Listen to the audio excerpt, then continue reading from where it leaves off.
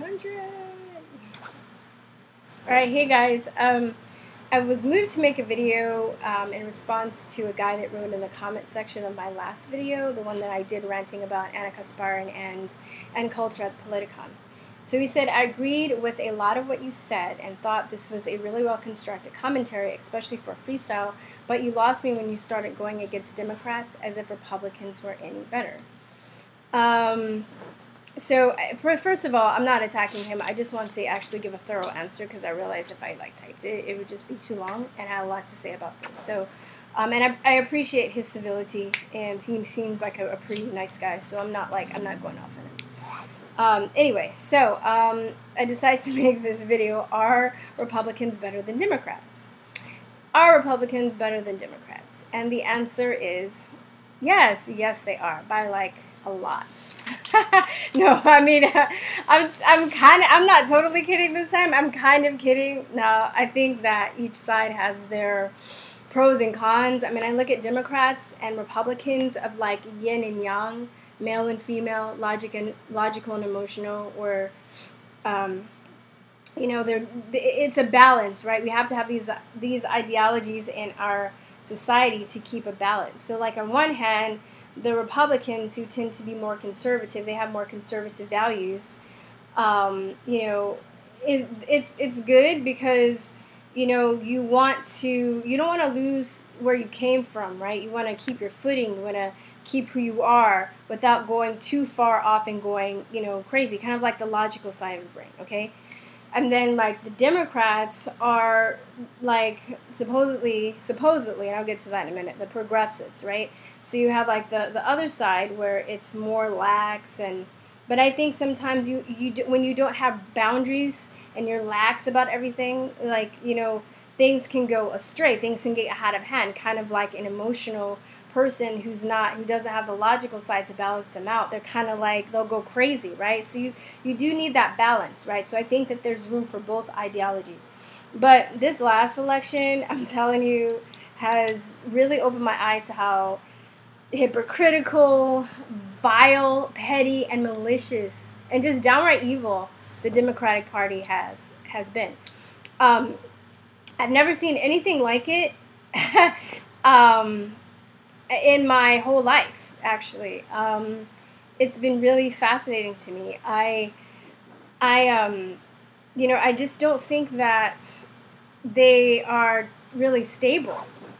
And now kind of going back into the history of how the Democratic Party was formed and why they were formed, I think that it seems like they're kind of a passive-aggressive manipulator, right?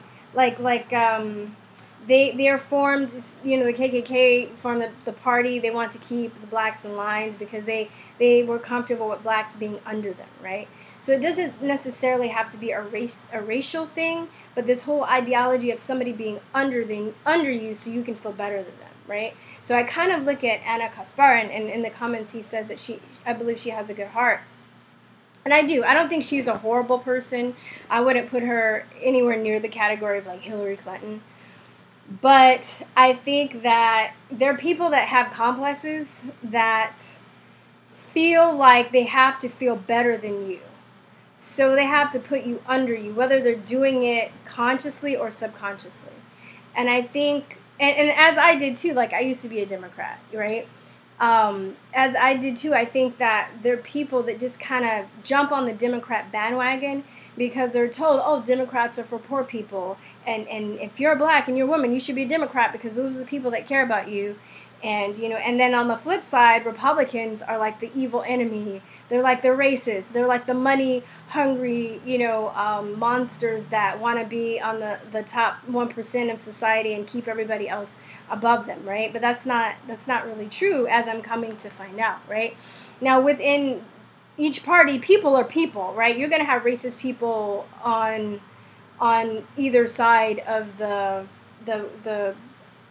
either side, and you're gonna have people that aren't racist on either side as well, right?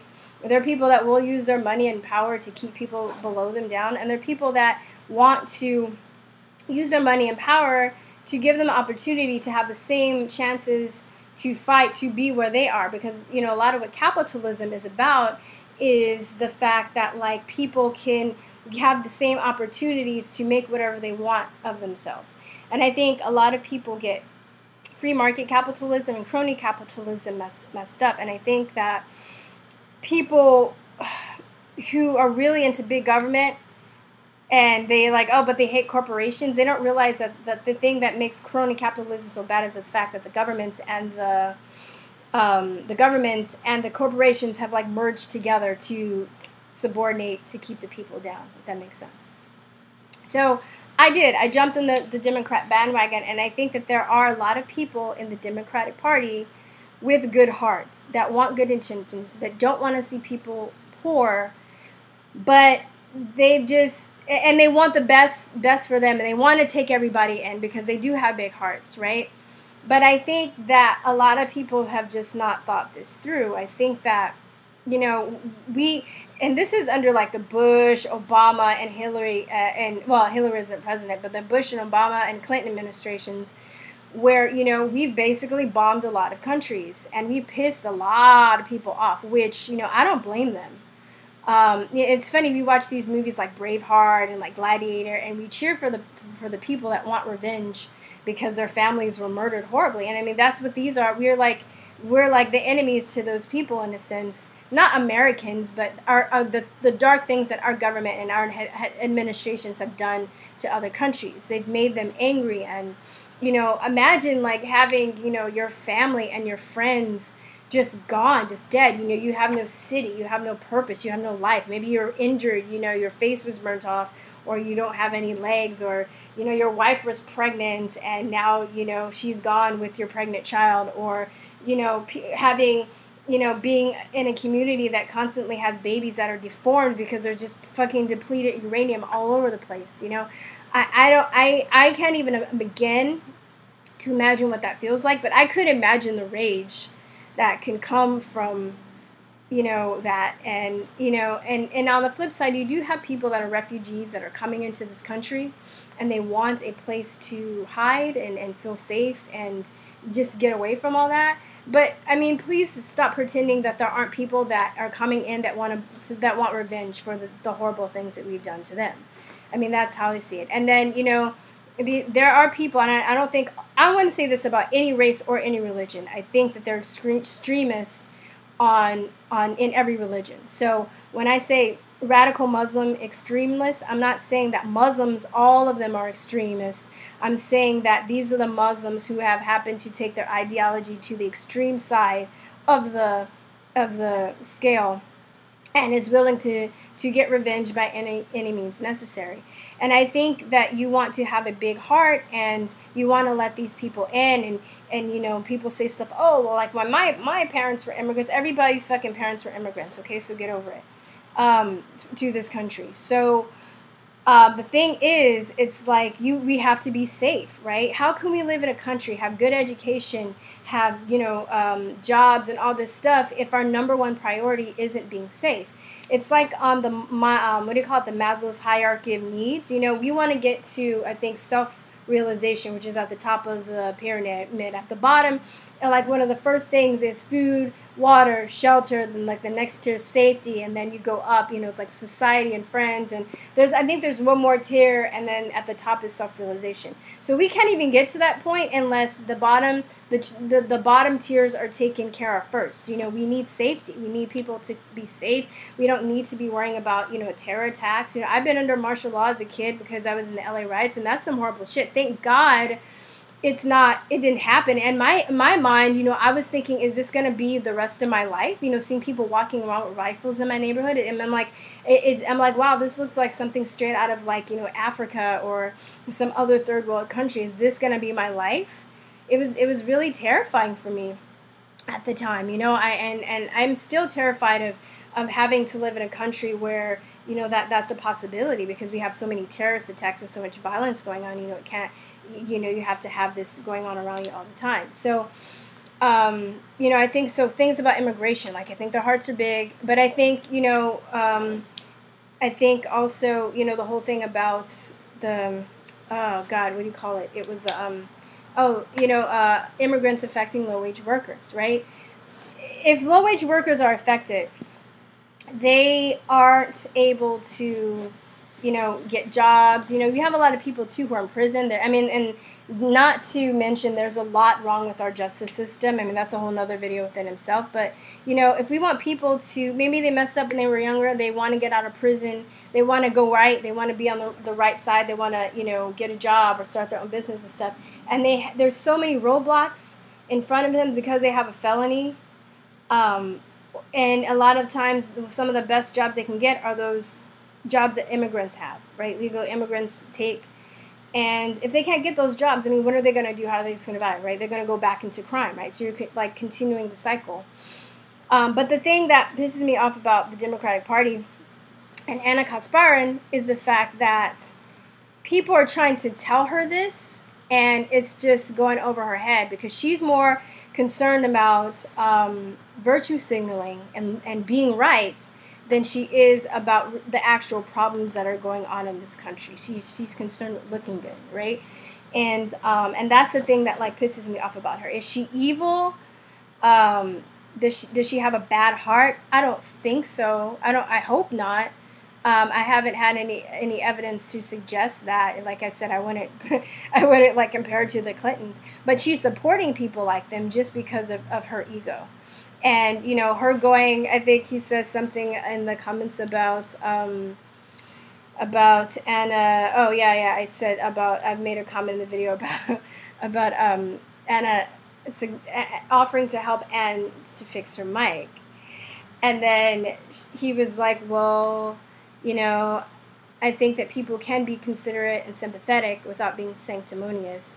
And I think you're right. But in Anna's case, and judging by her track record of how hypocritical she is, and just, I think she was being sanctimonious. And in fact, I would even go as far to say that she was being pharisaical. Okay, so even to that extreme. Okay, I think she's really fake. And I think this might sound crazy to you, but I think other women will agree with me. We have this like superpower to kind of like know when women are being passive aggressive about stuff. And it seems like men don't have that as much. I'm not saying men can't, but I just feel that, maybe there's a theory to back up what I'm saying. And like I don't have any scientific evidence to present whether that is true or not, but this is just my experience of being a woman and being around other women and know how we manipulate or can manipulate situations, how we choose to manipulate situations. I think she did that. So after, the debate, if something went up, she can say, well, look, she was being mean to me. I mean, like, I even adjusted to help her with her mic and everything, and she's still just being so mean and racist. I don't understand why. Like, women do stuff like that. Women do stuff like that just so later they can throw it in their face. So, but yeah, I think I'll do a more thorough video maybe on Republicans and Democrats later. Oh, I do want to say, though, one thing I don't, about the Republican Party, I'm looking at some of their values. And I think a lot of them do align with some of the values that I have. I like the whole pick yourself up by the bootstraps attitude. I've been reevaluating things like welfare and affirmative action. I don't think that they are. I think there was a time for them. And I think there's still a time for welfare, but I think limitations. I think it needs to be rethought. And I don't think just giving people money, throwing money at them in the situation, you're like allowing them to actually prosper and to evolve. You're keeping them in a state of poverty. And I think a lot of Democrats think that they're helping people by doing that, but I think that there are people kind of higher up the ladder that knows how to socially engineer people. They really understand how it works. So I don't think like my friends like are in the upper tier crowd where they're manipulating everything. I think that they're honestly trying to do good things.